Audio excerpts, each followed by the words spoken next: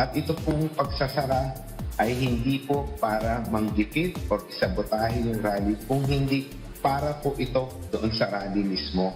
So iyan po ay pabor na ibinigay sa organizers, hindi po iyan panggigipit or paghaharang sa mga supporters umattend ng rally.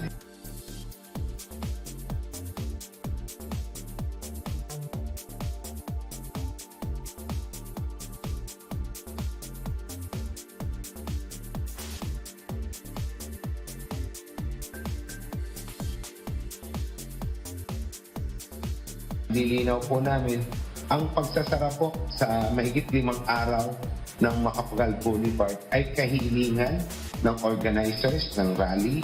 Yan po ay pinagbigyan ng LGU, ng Pasay at ng PRA.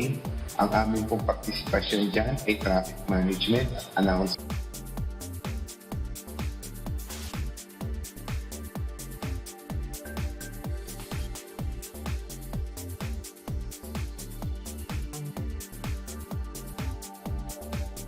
So mali po yung sinasabi o yung akusasyon na sinasabotahe po ng MMDA ang rally ni VP Leni, bagkos kami po ay tumutulong para iayos po yung traffic na dulot nitong rally.